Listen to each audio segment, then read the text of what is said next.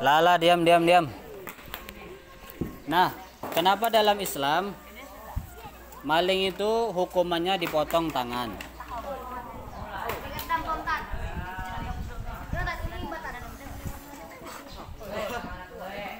Terus, kenapa dalam Islam orang yang berzina harus dirajam? Rajam itu apa, Tat? Dirajam itu dirajam itu orang ditimbun sampai leher, kemudian dilempar batu sampai mati. Nah, itu namanya dirajam. Orang yang berzina muhson ya, zina muhson, maka harus dirajam hukumannya dalam Islam. Dosanya hilang kalau sudah dirajam. Iya, mati, udah hilang dosanya. Memang harus dibunuh, harus sampai mati. Dirajam itu memang harus sampai mati. Disiksa, Tat? Gak disiksa ya. Tidak boleh menyiksa. Harus dirajam itu ditimpa batu besar sampai mati, sampai pecah kepalanya. Nah, itu namanya dirajam.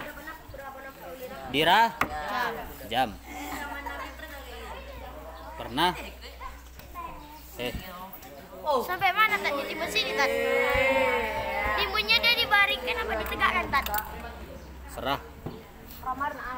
Yang penting timbun setengah sampai leher, baru dua-duanya. Nah, diperhatikan ini. Pertama, hukuman dalam Islam tidak semudah yang dibayangkan. Ketat. Tidak semerta-merta orang zina langsung dirajam, orang zina muhson langsung dirajam, orang maling langsung dipotong tangan, enggak. Prosesnya ketat. Prosesnya macam mana? Pertama saksi zina minimal 4 orang adil. 4 orang adil. Kalau 3 tidak diterima. Jadi ada orang zina laki-laki perempuan nih di semak-semak. Yang ngelihat 4 orang, harus 4 orang. Misalnya 3 ngelihat, satunya nggak ngelihat, maka tidak boleh dirajam. Kenapa pula harus 4, Tat? Kalau ndak dilihat ya berarti yang nggak boleh dirajam gimana? Pertama saksinya harus 4 orang. Kenapa harus 4, Tat? 3 kan udah jamak. Bukan disumpah ya. Kalau ndak ada saksi sudah dilepaskan, ndak boleh dirajam. Kemudian 4 orang ini harus melihat secara jelas. Jadi kalau misalnya 4 orang ditanya, kamu ngelihat 2 ini zina? Iya, saya ngelihat. Ketika kapan? Ketika jam 10 malam. 10 malam itu berarti kan gelap-gelap. Iya. Nah, itu tidak diterima. Tidak diterima.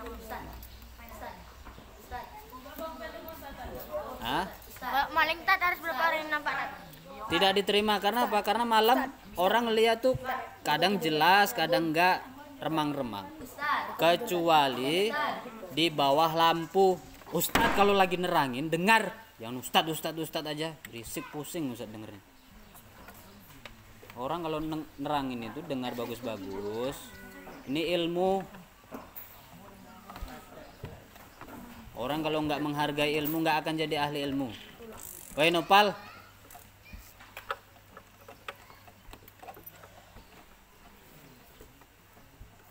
kalau nggak mau belajar sana, pergi sana ke kamar sana, tidur aja sana. Lah duduk sih kok.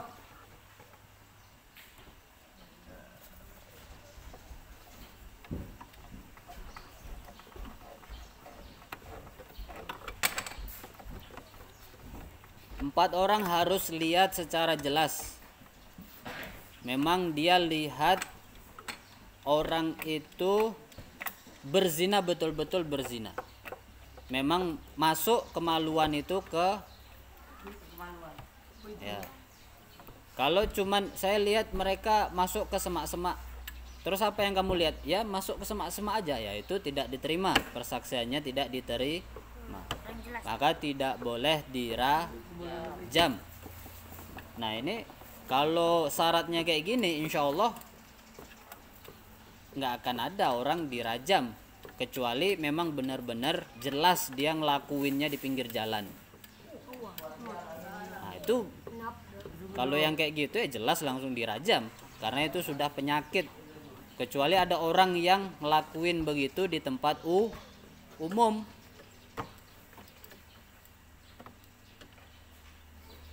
Maka kalau syaratnya sudah terpenuhi baru boleh dirajam. Dan ini zina muhson. Zina muhson itu zina yang orang sudah menikah, dia punya istri, dia punya suami, kok zina, maka harus dirajam kalau syaratnya terpenuhi.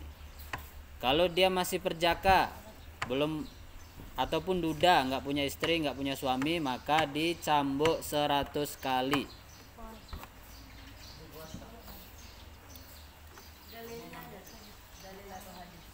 Hadisnya ya banyak.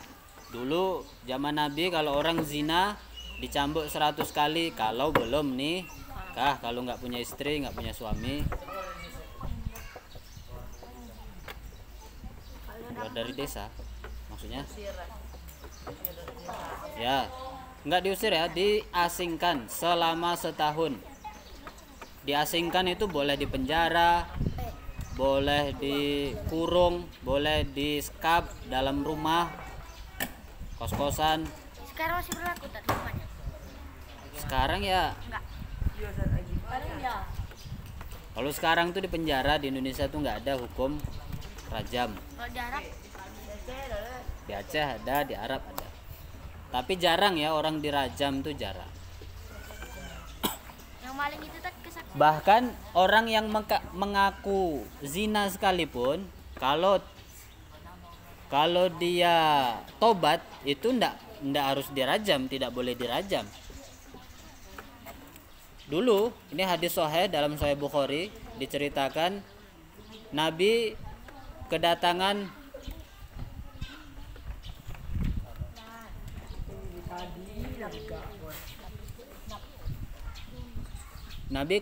seorang perempuan ngadu ke Nabi. Wahai Nabi, sesungguhnya saya telah berzina. Saya telah berzina. Saya minta dirajam. Kata perempuan tersebut, lagi hamil nih. Maka Nabi menyuruh, ya kamu mau dirajam? Ya Nabi, sebagai tebusan dosa saya. Ya tunggu anakmu lahir ya. Oh ya, akhirnya perempuan itu pulang. Setelah lahiran datang lagi ke Nabi, bawa anak tuh. Wahai Nabi, saya sudah lahiran, saya minta dirajam. Kamu minta dirajam? Ya. Tunggu anakmu sudah tidak menyusui lagi. Susui dulu anakmu, baru nanti dirajam. Dah. Akhirnya pulanglah perempuan. Setelah anaknya sudah besar, sudah tidak menyusui lagi, datang lagi. Wahai Nabi, anak saya sudah besar. Maka Nabi mengatakan, tunggu anakmu balik ya. Tunggu sudah balik baru bisa. Nah setelah sudah balik, sudah besar, anaknya sudah umur 15 tahun ke atas, datang lagi. Wahai Nabi, ini anak saya sudah besar. Nah akhirnya perempuan tersebut, ya sudah, kalau kamu memang minta dirajam, akhirnya dirajamlah perempuan tersebut. Ditimbun setengah leher sampai leher, baru dirajam sampai meninggal dunia. Nah ini pelajarannya apa?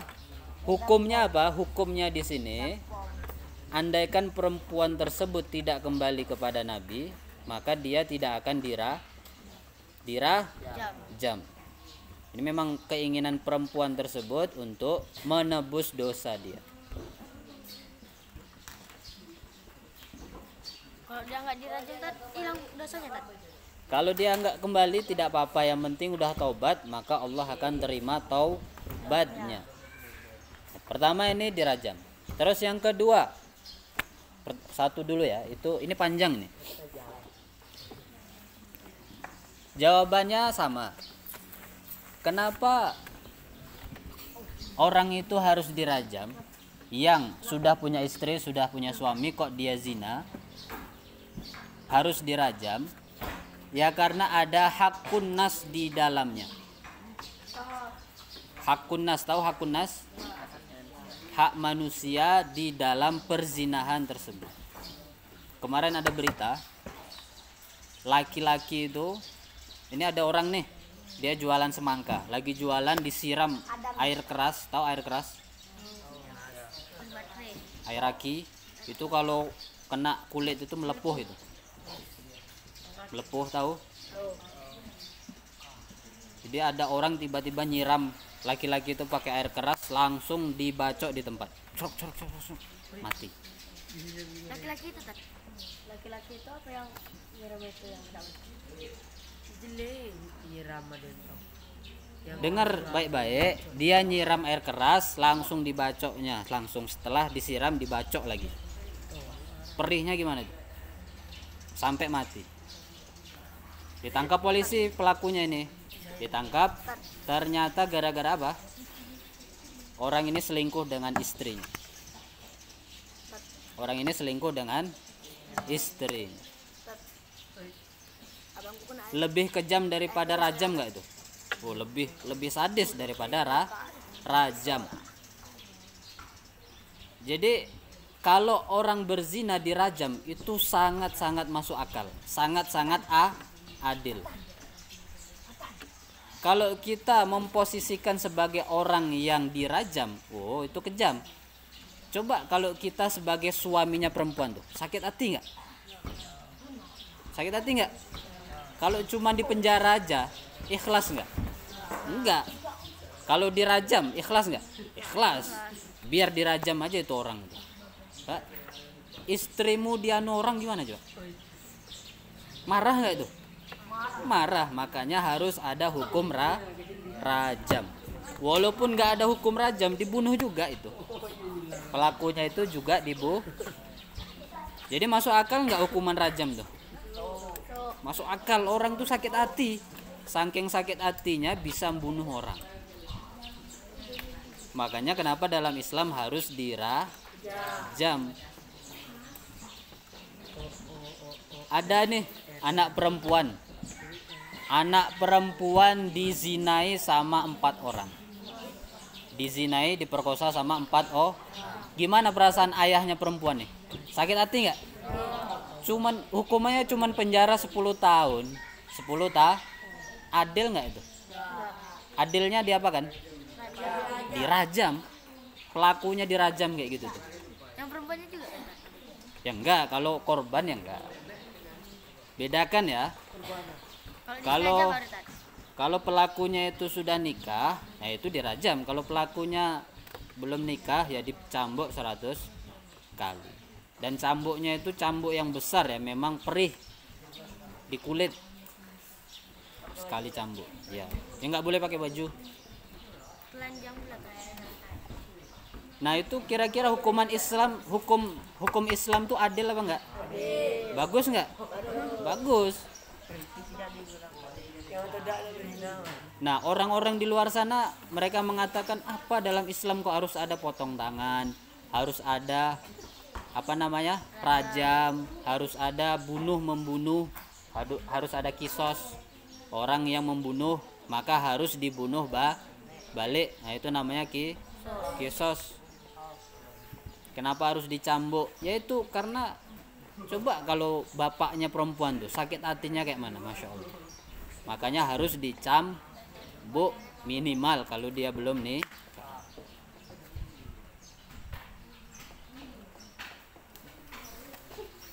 Nah, itu pertama rajam. Yang kedua, kenapa orang potong tangan? Orang mencuri harus potong. Pertama, syarat potong tangan ketat.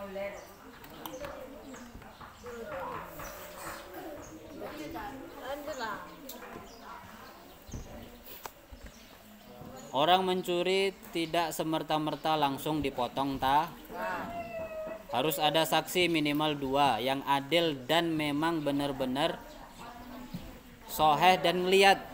Memang dia lihat pas dia Pertama harus ada saksi. Kalau misalnya saksi, misalnya saya ngelihat dia di malam hari, nggak ada lampu, yaitu tidak diterima. Atau saya ngelihat tapi dari jarak jauh 100 meter, ya gimana orang mau ngelihat 100 meter? Bisa aja yang dilihat ngambil ternyata tidak Pertama, harus ada 2 saksi minimal. Terus yang kedua, barang yang dicuri harganya lebih dari 1/4 dinar. 1/4 dinar itu kurang lebih 800 ribuan.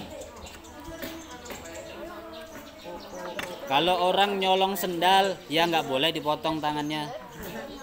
Orang nyolong duit 100 ribu, 200 tidak boleh dipotong. Harus 800 ribu ke atas. Nah, korupsi itu boleh dipotong tangan. Kalau di Arab tuh korupsi dipotong tangan.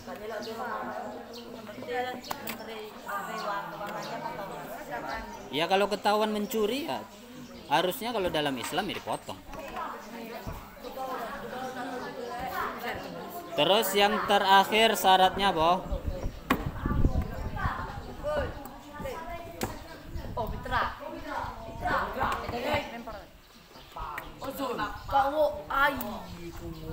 syarat yang terakhir, dia memang mencuri di tempat pencurian, memang dikatakan mencuri. Contoh, misalnya ada orang naruh di berangkas di rumah, tiba-tiba hilang, dicongkel, nah itu namanya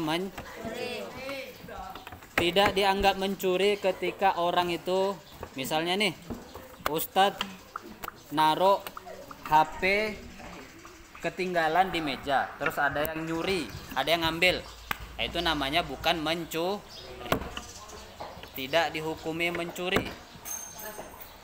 Kalau misalnya Ustadz lupa ninggalin duit di meja, terus 1 juta misalnya, ada yang ngambil, nah itu namanya tidak mencuri. Nah kalau sudah di dalam lemari ketinggal, hilang, nah itu namanya mencuri. Motor nih, motor misalnya kalian taruh di pinggir jalan, tidak dikunci stang, ada yang ngambil, itu namanya tidak mencuri, itu namanya mengambil, maka tidak bisa dipotong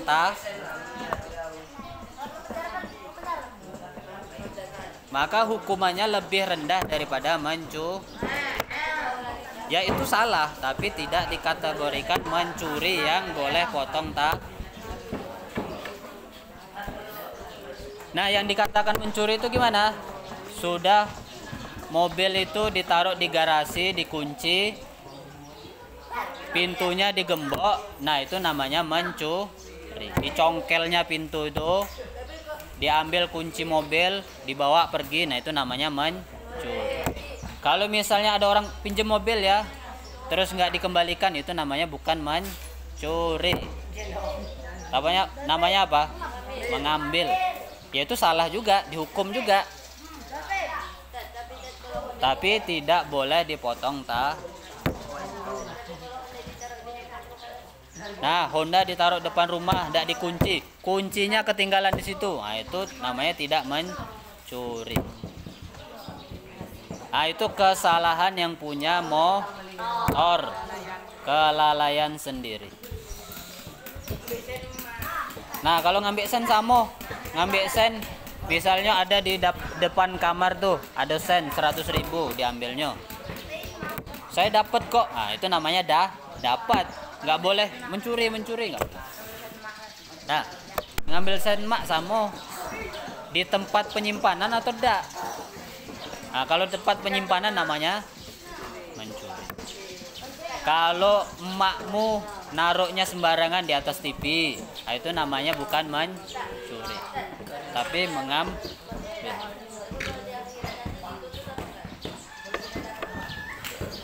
Kalau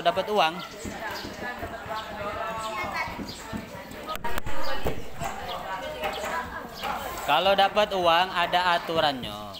Kalau uangnya sedikit, tidak perlu diumumkan. Kalau uangnya banyak harus diumumkan.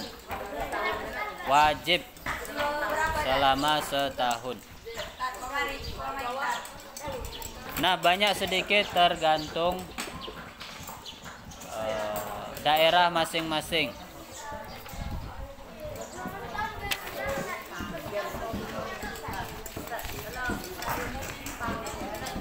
Apa?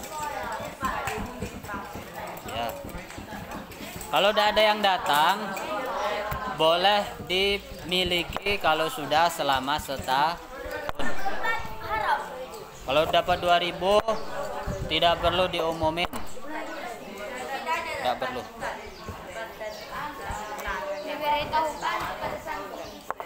Boleh diumumin ya. Kalau nggak diumumin dosa, nggak boleh, haram. Nanti di akhirat dituntut. Kalau sudah diumumin tidak dituntut. Bentar lagi.